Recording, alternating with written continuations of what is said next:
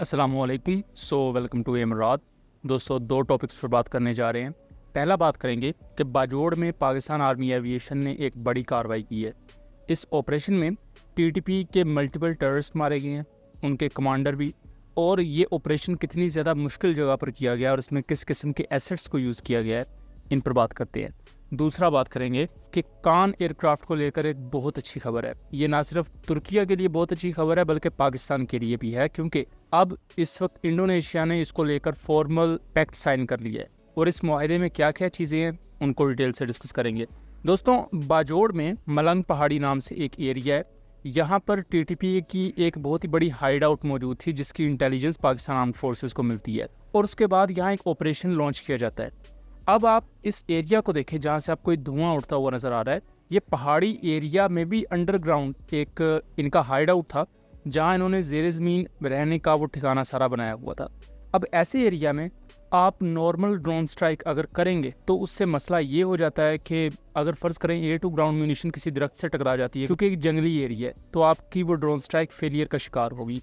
और यहाँ आप नॉर्मल आर्मी के थ्रू भी उस तरह ऑपरेशन नहीं कर सकते, क्योंकि इतना बड़ा पहाड़ है, उनके लिए निकलने के बहुत से रास्ते हैं। तो यहाँ कहा जा रहा है कि आर्टिलरी स्ट्राइक्स की गई हैं और एयर एसिड्स को भी यूज़ किया गया है। इसके साथ साथ कुछ सोर्सेज जो सोशल मीडिया पर यहाँ कह रहे हैं कि पाकिस्तान ने कुछ Z10ME भी यूज़ करने शुरू कर दिए हैं। ऐसा कुछ नहीं है, यहाँ किसी भी किस्म के Z10ME यूज़ नहीं किए गए। यहाँ सिर्फ और सिर्फ पाकिस्तान के क्वाडकॉप्टर्स और कुछ अनकन्फर्म्ड सोर्सेज के मुताबिक ड्रोन्स को भी यूज़ किया गया है और प्रिसीशन गाइडेड म्यूनिशंस यूज़ की गई हैं।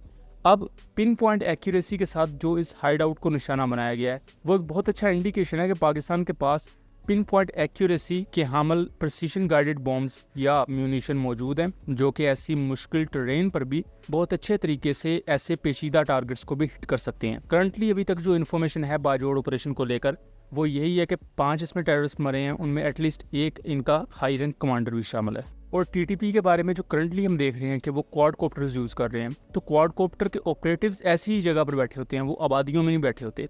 वो क्वाडकॉप्टर ऐसी ही जगह पर बैठ के यहाँ से लॉन्च करते हैं, वो पुलिस स्टेशंस पर या अक्सर औकात सिविलियन एरियाज़ पर मॉर्टर शेल्स फायर करते हैं और वो वापस आ जाते हैं। तो ऐसी हाइड आउट का डिस्ट्रॉय होना एक बहुत अच्छी चीज़ है और पाकिस्तान आर्म फोर्सेस का जो एक अज़म एंटी टेररिज्म ऑपरेशंस के कॉन्टेक्स्ट में उसको भी वाजे करता है।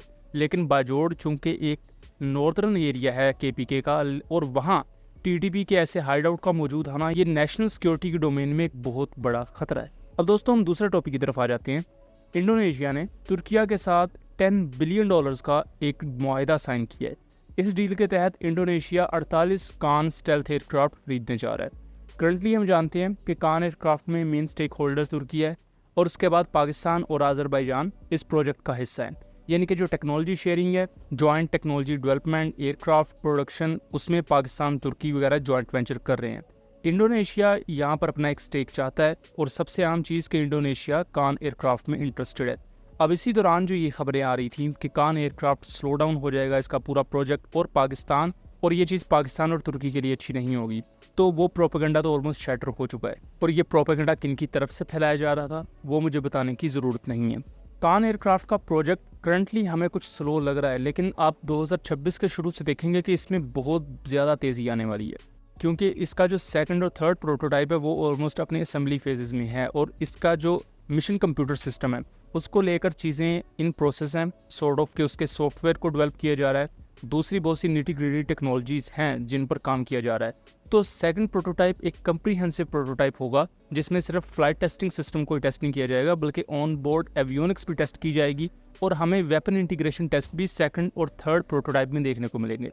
तो कान एयरक्राफ्ट को लेकर इंडोनेशिया जो इतना इंटरेस्ट शो कर रहा है और उन्होंने अभी इसके फर्स्ट प्रोटोटाइप आने के बाद ही ये $10 बिलियन का मुआहिदा साइन किया है, ये इस चीज़ को वाजे करता है कि इंडोनेशियन एयरफोर्स को भी ये चीज़ नज़र आ रही है कि इस प्रोजेक्ट में स्पिरिट है और आने वाले वक्त में कान एयरक्राफ्ट के दुनिया के दूसरे स्टेल्थ एयरक्राफ्ट के कंपटीशन में आएगा। और तुर्की की तरफ से ये ऑफिशियली अनाउंस किया गया है कि ये कोई 5 जनरेशन का एयरक्राफ्ट नहीं होगा बल्कि ये 5.5 जनरेशन का एयरक्राफ्ट होगा। इसमें कुछ टेक्नोलॉजीज 6 जनरेशन एयरक्राफ्ट वाली भी यूज़ की जाएंगी, जैसा कि मैन अनमैन टीमिंग है। लेकिन इसके साथ साथ इंडोनेशियन एयरफोर्स को लेकर मुख्तलिफ एनालिस्ट ये बात भी कर रहे हैं कि Indonesia already F-16, Sukhoi series के एयरक्राफ्ट, फिर FA-50 जैसे एयरक्राफ्ट यूज़ कर रहा है। फ्यूचर में वो KF-21 भी यूज़ करने जा रहे हैं। तो इस कॉन्टेक्स्ट में अगर वो कान भी ले रहे हैं तो इतना ज़्यादा बड़ा मजमूआ वो अपने पास इकट्ठा कर लेते हैं, रशियन एयरक्राफ्ट, यूएस के एयरक्राफ्ट, तुर्किया के एयरक्राफ्ट, तो फिर वो इतनी बड़े पैमाने पर सप्लाई चेन किस तरह मेंटेन रखेंगे, ये एक चैलेंज ज़रूर है। क्योंकि ये मसला हम इंडियन एयरफोर्स में देख चुके हैं, जिससे आज तक इंडियन एयरफोर्स सही तरीके से नहीं निकल पाई और वो सफ़र कर रहे हैं। तो क्या उसी गलती का मुतहम्मल इंडोनेशिया हो सकता है, या इंडोनेशिया इसको बेहतर तरीके से मैनेज कर लेगा? क्योंकि दुनिया में कई एयरफोर्सेज हैं जो ऐसी ही वैरायटी ऑफ वेपन्स को मैनेज कर लेती हैं, पाकिस्तान एयरफोर्स मैनेज कर रही है। तो इंडोनेशिया के लिए ये एक चैलेंज ज़रूर है, बट आने वाले वक्त में देखना दिलचस्प होगा कि ये ऊँट किस करवट बैठेगा। सो दोस्तों, ये था एक एनालिसिस। उम्मीद करता हूँ चीज़ें क्लियर रही होंगी। वीडियो पसंद आई हो तो इसे ज़्यादा से ज़्यादा शेयर कीजिएगा, ताकि इस तरह की मज़ीद इन्फॉर्मेटिव वीडियोज़ हम आपके लिए लेकर आ सकें। मिलेंगे अगली वीडियो में, तब तक के लिए अल्लाह हाफिज़।